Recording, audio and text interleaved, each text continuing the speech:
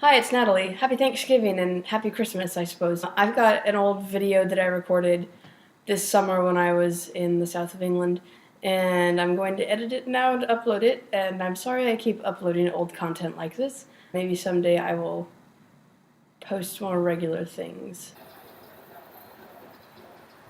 So I'm here at the White Cliffs Holiday Hostel.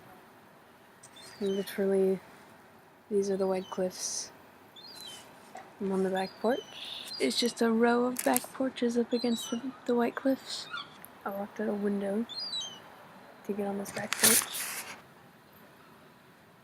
So I think I'm gonna do a Natalie reacts to her goals for what to do in England video. I've got a list of things I want to do. We're gonna see if I did the things to do in England. Get a camera. Failed to do that. Here we are, using my lovely computer still. Write some poems in parks. Don't think I did that this time. Don't even know if I wrote any poems. I just wrote a haiku on the bus today. The hillsides in Kent are pasty, alabaster, meaty, like tofu. That's my haiku. Kent haiku. Go to Dover, stay in Dover Cliffs Holiday Hostel, which I'm doing presently. Go to many music events. Did that. Go see a Shakespeare play at the Globe. Check. Send 4 postcards per week. I think I exceeded that. Shop in a Save the Children, which is what they call charity shops. This shirt is £1 in Peterborough. Go to the Red House and have tea. I did that. William Morris's house. I have pictures. I should share them. Yep. It was pretty cool. It wasn't as opulent as I thought it was going to be. It seemed half finished, which made sense because he only lived in it for like 5 years. I should backtrack. William Morris was a 19th century textile designer and like socialist. Have tea in Ely. Go back to Ely. Did that. Went to this place called the Peacock and had tea there. Right after I got back from England last time, I saw this BuzzFeed post about like 10 really cute tea shops in England, and one of them was in Ely, and I was like, dang, I could have gone to that, but I didn't. I'll go next time. Little did I know that next time was going to be very soon. It was cute. Highly recommend it. It was in this really regal and really regal and Georgian. So it was in a house like that, very squarish, kind of like Arthur Dent's house, but with more windows. And had this wisteria growing up it. It was still blooming in July. It was great. Kind of like this, but actually wisteria. That was good. I had just like afternoon tea, and it came with scones and sandwich and a cake. But I had the cake later. Go punting. I went punting to Grantchester the other day to a tea house called The Orchard, but I didn't do the punting myself. I just sat in the punt, which was really fun, because I was feeling very gross before, and I was like, I'm going to die today if it's hot, whatever. And then it wasn't. As soon as I sat down in the boat in the water, I was like, everything's gonna be all right. But in the punt with me, I think there were 11 of us, and it was put on by this school called Clare College, in Cambridge, and it's totally graduate students who go there, and there were tons of Americans. Most of the people in the boat were like Americans who somehow had like written papers via Clare House or something, except for the lady kind of arranging things and leading things, and her husband were British, and then the lady who sat next to her her name was Wei Win, and she told me to read Li Mai and Du Fu's poems. Maybe you will be interested. I also recommend Guji to you. I believe you will find it terrific. Wei Win. She was very nice. But so in the bow of the boat was the lady who's in charge. Her name was Anne. Then her husband Edward. Then Wei Wen. And then I was facing Anne, and Anne and her husband and stuff were facing like. So it was, and then it was me and this gal. So and this man from Arizona who was the most incredible bore, and he talked on the most fabulous subjects, but in a way that totally turned you off from them. Talking about all these highbrow things, but in a way that just made you revolted about it. He just dominated conversation, and I would like try and talk across with Anne, and he would be like, blah, blah, blah, this is what I have to say about this. And I think everybody on that trip was like academics, and people were like, yes, and I wrote my book. And I'm like, okay.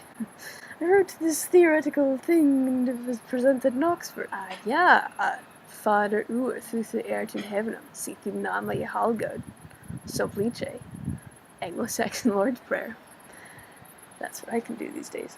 So this man, I felt like he might have been a professor who was used to having like hundreds of students sit and listen to his lectures for an hour and never have anybody interrupt him or something. Maybe that's why he thought he had to put his 2 cents in for everything that was said. So he was annoying. And yeah. But Grantchester was nice. Yep. Right, we were going through my list of things. Meet up with Anne / learn Jerusalem. I did that. Anne is my organ teacher from here. I took lessons with her when I was here in spring 2015, and she's just a delight.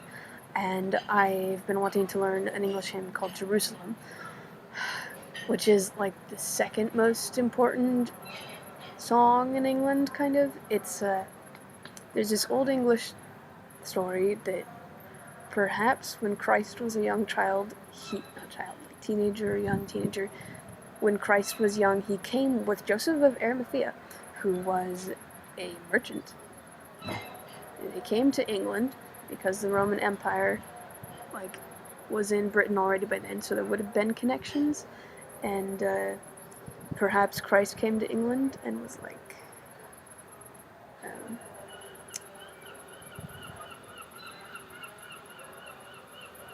I'm Jesus, I'm here to save the world, gonna go die on a cross in Jerusalem. I'll catch you guys in 300 years in Ireland, and then Christianity will be in England in around 597 with Augustine. I'll see you then. But yeah, so there's the story that Christ came, early 1st century, and William Blake wrote a poem about this possible story, and then in the 19th century, Perry wrote music for it, and now it's a popular hymn. And nobody knows it in America because it's like, England, England, England, England. I'm not gonna sing it. Maybe someday I'll learn it. I am learning it, and it sounds alright. Last week it sounded alright. Yeah, so I did learn it. I learned the hymn, kind of. I play it.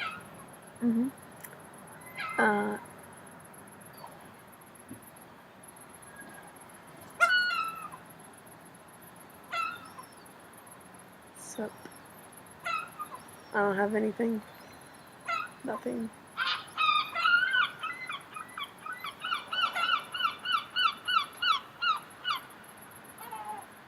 What? I'm just sitting here. I don't have anything, I swear. Shrive me, ancient man. With my crossbow, I shot the albatross. This is a huge seagull. The seagulls here are enormous. This will be the second video I've done this in. If nature comes and kills me in this video, family, I love you. And, yeah. Bye. Go to museums. Fitzwilliam, British Museum, National Gallery, Ashmolean. Haven't made it to Oxford, don't know if I will, so I won't.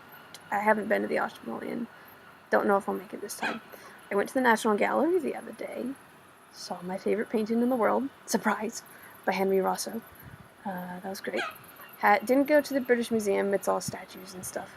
Went to the Fitzwilliam the other day, that was great. Also went to the Fitzwilliam for a brilliant recital. I was going to go to this recital at the Fitzwilliam Museum with a soprano who's going to sing some Puccini, and I was like, I'll take some Oh Mio Babino Caro.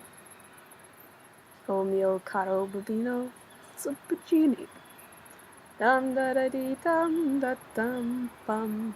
Dum da da dum da dum da dee da dum da dee dum. Dee dee dee dee dee. Singing to seagulls. We'll see if they go away. Anyway, so I was gonna go to that because I was like, I can take some Puccini tonight. It got cancelled, and I was sad. And a German baritone replaced it, and I was like, fine, I'll go to this still. And now I'm like infatuated with him. His name is Benjamin Apple, and he's really fab. He sang Schumann's Dichterliebe, which is the poet's love. It was great. The premise is this: the poem is by Heinrich Heine, a famous German poet, and it's a set of poems, and it goes through this poet was in love with this woman who found somebody else, and he's all like sad, blah. But it was so great with Benjamin Apple because he was like, his persona was of this like sad, heartbroken German, but he was also like angry too, and it was so good. Yep, so good.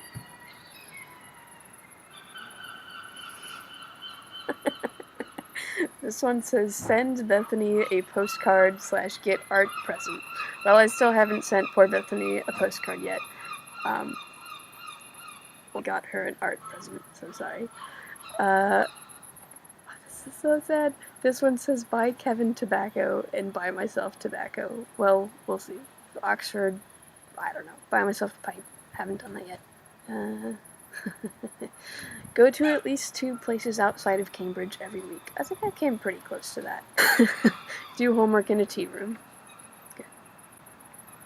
Eat lots of salad and drink lots of beer. Don't skip lunches. Rent a bike in Cambridge? Didn't do that. Make some videos? I'm doing that. Visit more of the colleges in Cambridge. So the only college that I've been to that I haven't been to yet was Jesus College, which was really cool. Because it was designed by William Morris. The chapel. Oh, this is Durham. I didn't make it to Durham. I don't think I will. And the other one says go to Reading Jail. I don't think I need to do that either. Go to the ocean or a lake. Yeah, this has been 20 minutes of Natalie Bartles. So again, make a list of goals and things, and then check in once in a while and see if you've done them. Yeah. This has been Natalie at the Bonnie White Cliffs of Dover. There they are. Yep. Cheers.